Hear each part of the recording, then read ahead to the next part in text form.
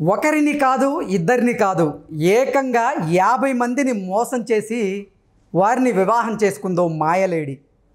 ఆ మాయలేడి మాయలో ఒక డిఎస్పి, ఇద్దరు పోలీసు అధికారులు కూడా ఉండడం ఇక్కడ గమనార్హం. అసలు ఆ మాయలేడి ఎవరు, ఏ మాయ మాటలు చెప్పి ఆ 50 మందిని వివాహం చేసుకుంది, ఆవిడ ఎలా దొరికింది అనే దాని మీద మనం ఈరోజు విశ్లేషణ చేసుకునే ప్రయత్నం చేద్దాం. ప్రస్తుతం మనతో పాటు ఉన్నారు ప్రముఖ సినీ క్రిటిక్ దాసరి విజ్ఞాన్ గారు. విజ్ఞాన్ గారితో మాట్లాడదాం. విజ్ఞాన్ గారు, హాయ్ అండి. నమస్తే.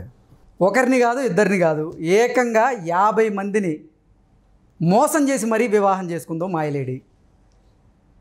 ఆ మోసం చేసిన వాళ్ళలో ఒక డిఎస్పి ఉన్నారు, ఇద్దరు పోలీస్ అధికారులు కూడా ఉన్నారు.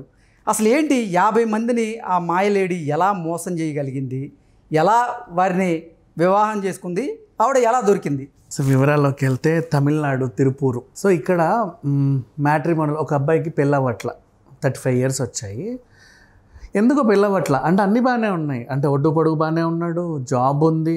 అంటే పాపం ఈ మధ్యకాలంలో ఏం చేస్తున్నారంటే ఉద్యోగం కొడితే కానీ పెళ్లి చేసుకోమన్నట్టుగా ఉంటున్నారు కదా చాలామంది. ఈ సివిల్స్ రాసే వాళ్ళు అయితే మరీ కరాఖండిగా ఉంటారు.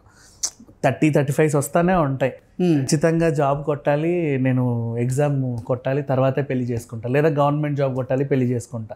కొంతమంది తల్లిదండ్రులు కూడా ఒరే నువ్వు ఉద్యోగం చేసుకుంటేనే పెళ్లి చేస్తావు అనేలాగా ఉంటాయి. అలా బాగా సెటిల్ అవుతారు, డబ్బులు బాగానే సంపాదిస్తారు, కానీ పెళ్ళిళ్ళు అవ్వ. ఒక ఏజ్ దాటిందంటే ఇక అంతే కదా. 35 వచ్చాయి, పెళ్ళి అవ్వట్లా. అయితే కొన్ని గుళ్ళు గోపురాలు తిరిగేసరికి ఏమైందంటే మ్యాట్రిమోనీలో కూడా ఫోటోలు వేసాడు. కొంతమంది సలహా కోసం నీకు రామకోటి ఇది తెలుసా, అలా లగ్నకోటి రాశాడు అబ్బాయి. లగ్నకోటి రాస్తే మొత్తానికి ఒక అమ్మాయితో సంబంధం కుదిరింది. 35 ఏజ్ కాబట్టి ఆమె కూడా 33-35 ఏజ్ అమ్మాయి దొరికింది. చక్కగా పెళ్లి జరిగిపోయింది. లగ్నకోటి రాసుకుని మంచి పెళ్లి చేసుకున్నారు. కాపురం సుజావుగా సాగుతుంది. 3 నెలలు అయింది. ఈ 3 నెలల టైంలో ఏం జరుగుతుందో చెప్తా. ఈ అబ్బాయి ఆఫీస్ నుంచి వచ్చి పర్స్ ఇక్కడ పెట్టి స్నానానికి వెళ్ళి వచ్చేవాడు. ఆ పర్సులో ఇప్పుడు 15,000 పెట్టాడు అనుకో, 5,000 పోయి 10,000 ఉండేవి.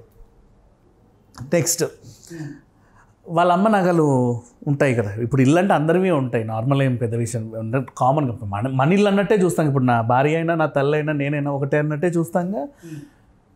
ఏదో కొన్న పెళ్లి నగల్లో ఉంగరమో ఒక తాడో బొంగరమో మాయమయ్యేది. ఏమైందో తెలియదు బేసికలీ. తర్వాత ఇలాగే కొన్ని అంటే ఇంట్లో అప్పుడప్పుడు డబ్బులు పోవడం, ఇంకేవో పోవడం, వాళ్ళ అమ్మకు సంబంధించిన ఖరీదైన పట్టు చీరలు పోవడం, ఇట్లాంటి కొన్ని పోతూ ఉంటే ఈయనకి ఏదో అనుమానం వచ్చింది మొత్తానికి. అంతకుముందు ఒకసారి ఏవో ల్యాండ్ కాగితాలు పెడితే అవి ఒకరోజు మాయమై మళ్ళీ అక్కడ ప్రత్యక్షమైంది. నిన్న లేవు, ఈరోజు ఉంది అని అది బాగా గమనించాడు. అంటే ఒక 2 months పట్టించుకోలేదు, 3rd month అదే పనిగా పట్టించుకోవడం స్టార్ట్ చేసినప్పుడు ఆయనకు అవన్నీ తెలుస్తున్నాయి. అసలు ఏంటి ఇదంతా నాకు అర్థం కావట్లేదు అని చెప్పి ఆమె సామాన్లు ఎత్తకడం స్టార్ట్ చేస్తే ఆ ఉంగరము దొరికింది. కొంచెం డబ్బులు 500 నోట్లు అవి ఇట్లా మడిచి ఇంత డబ్బులు ఓ మూలకి దేని కిందో చీర కిందో దొరికాయి. పనిలో పనిగా ఈమె ఆధార్ కార్డు కూడా దొరికింది. ఈమెకు సంబంధించిన కొన్ని డాక్యుమెంట్లు దొరికితే ఈమెకు ఆల్రెడీ పెళ్ళయిందని, వైఫ్ ఆఫ్ సమ్ ఎవడో అని అందులో ఉంది. ఏంటిది ఇట్లా ఉంది అని చెప్పేసి ఈయన ఆమెను గట్టిగా నిలదీశాడు. అట్లా కాదు ఇట్లా కాదు ఇలా కాదు, నువ్వెందుకు ఇలా చేసినావు అలా చేసినా, నిజం చెప్పానంటే ఇదో నీకు నా సంగతి తెలియదు చెప్తున్నా, చంపేస్తా, ఏమనుకుంటున్నావు అన్నట్టుగా బెదిరించడం స్టార్ట్ చేసింది. ఇట్లా ఉందా నీ కథ అని చెప్పేసి ఇతను ఏం చేశాడు, పోలీసులను ఆశ్రయించాడు. ఏమండి నేను పెళ్లి చేసుకున్నాను, ఇలా జరిగింది, ఈమెను అడిగితే ఇలా అంటుంది, నాకు ఇలా దొరికింది, ఇది పరిస్థితి మొత్తం వివరించి చెప్పాడు.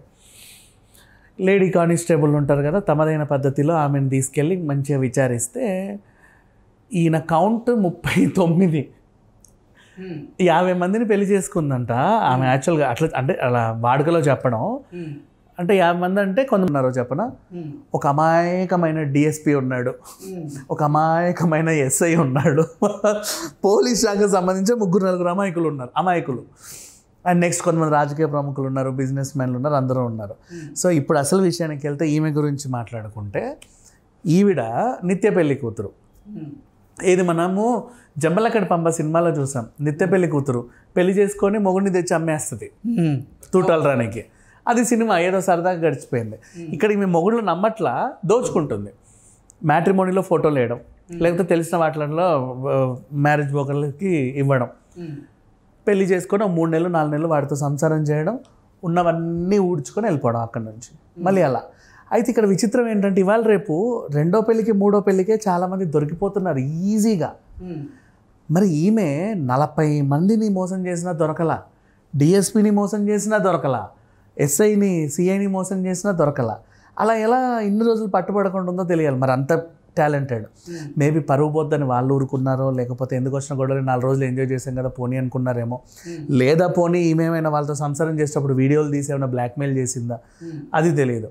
అది బ్లాక్మెయిల్ చేసే ఆస్కారం అయితే లేదు. ఎందుకంటే అందరికి తెలిసి పెళ్ళి అయింది కదా అక్కడ. పెళ్ళి కాకుండా ఇల్లీగల్ ఎఫైర్ అయితే బ్లాక్మెయిల్ చేయొచ్చు, వాళ్ళకి చెప్తా వీళ్ళకి చెప్తాను. పెళ్ళైనప్పుడు అవేం కుదరవు. వాళ్ళు కూడా విడాకులు తీసుకొని మళ్ళీ వేరే వాళ్ళతో బాగానే ఉంటున్నారు. చాలామందికి విడాకులు ఇవ్వలేదు ఈవిడ. ఇంకా వాళ్ళకి పోయిందిలే, దరిద్రం పోయింది అనుకొని వాళ్ళ పనిలో వాళ్ళు ఉన్నారు. మొత్తానికి అయితే ఈవిడ వ్యవహారం ఇది.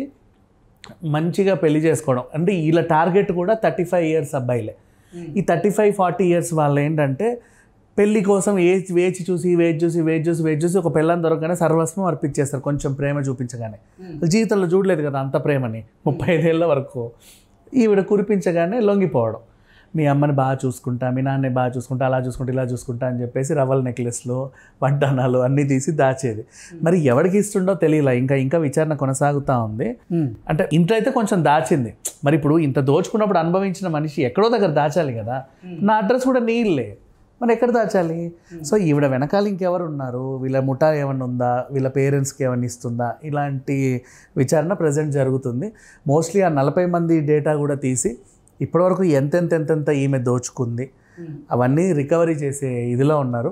అండ్ ఈమె బంగారం తీసుకొని రెగ్యులర్గా ఎవరికి అమ్ముతుంది, వాడిని పట్టుకుంటే మళ్ళీ బంగారం అంతా రికవర్ అవుతుంది. ఇప్పుడు ఈ 50 మంది దగ్గర ఎంత మొత్తంలో దోచేసి ఉండొచ్చు ఈ మాయలేడి? అయ్యో, ఇప్పుడు మన ఇతని దగ్గర ఈ తిరుపూరు కేసు ఈ 3 months దగ్గరే ఒక 2 కోట్ల వరకు దొబ్బేసింది. మరి ఇప్పుడు డిఎస్పీలు ఎస్ఐలు అంటే కొంచెం ఎక్కువే ఉంటాయి నన్ను అడిగితే. పైగా వాళ్ళు ఎక్కడ లేనివని ఇంట్లోనే దాచుకుంటారు. ఇంకా చెప్పాలంటే భార్యల చేతిలోనే పెడతారు జాగ్రత్త అని. 50 మంది ఒక మాయలేడి చేతిలో మోసపోయారంటే అంత అందంగా ఉంటుందా? ఇప్పుడు 50 మంది మోసపోయారు అంటే 50 ఏళ్ళు వచ్చినా మన శిల్పా శెట్టే, 60 ఏళ్ళు వచ్చినా మన మాధురి దీక్షితే, 50 ఏళ్ళు వచ్చినా మన ఐశ్వర్రాయే, మొన్న మనం హీరామండిలో చూసినటువంటి మన మనీషా కొయిరాలే అంతే. 50 ఏళ్ళు వచ్చినా మన హీరోయిన్లు అలాగే ఉన్నారు. ఈ అందగత్తె మాత్రం ఆవిడ 20 ఏళ్ళు వచ్చినప్పటి నుంచో 30 ఏళ్ళు నాకు తెలియదు కానీ అనకూడదు. ఇప్పుడు ఆవిడని బాడీ షేవింగ్ చేయడం ఎందుకులే కానీ తను మాత్రం అంత అందంగా అయితే ఏం ఉండదు. అంటే వీళ్ళు అడ్జస్ట్ అవుతున్నారు. ఈ వయసులో పెళ్లి చేసుకోవాలంటే వీళ్ళు తప్ప ఇంకెవరు దొరకరు నీకు అని వాళ్ళు చెప్పడం. ఇప్పుడు ఎవరైతే పెళ్ళిళ్ళు చేస్తారో నువ్వు మరీ ఆశపడకు బాబు, నీకు పెళ్ళవడమే గొప్ప, అలాంటిది మళ్ళీ నువ్వు దాంట్లో అది కావాలి ఇది కావాలంటే కుదరదు అని చెప్పేసి అంటగట్టడం ఇలా జరిగింది. అండ్ మోస్ట్లీ అనకూడదు కానీ తమిళనాడు వాళ్ళకి కొంచెం రంగు తక్కువ ఉన్న వాళ్ళంటేనే ఇష్టం. ఈమె కూడా అంత రంగే ఉండదు, ఇష్టపడి అయితే చేసుకున్నారు. మొత్తానికైతే 50 మందిని ఎలా ఏమార్చింది అనేది కదా కొంచెం పాయింట్. ఇప్పుడు మన తెలుగు రాష్ట్రాల్లో ఏంటంటే అమ్మాయి ఎర్రగా బుర్రగా ఉందా అని అడుగుతారు, అది వేరే విషయం. తమిళనాడు సైడ్ అట్లా కాదు, కొంచెం రంగు చావన ఛాయ ఉంటేనే వాళ్ళు ఇష్టపడతారు. సో జరిగిపోయింది మొత్తానికైతే. ఈవిడ కూడా యథేచ్ఛగా మోసాలు చేసింది. నన్ను అడిగితే ఇప్పుడు 50 మంది లాంటిలో కనీసం వ్యాపారవేత్తలు, పారిశ్రామికవేత్తలు ఉంటారుగా, ఎవడో ఒకడు. ఇప్పుడు పోలీసుల అదుపులో ఉందా? పోలీసుల అదుపులోనే ఉంది. ఇప్పుడు వాళ్ళంతా డేటా తీసుకొని ఈమెని విచారిస్తుంటే ఒక్కొక్కటి బయటపడుతున్నాయి.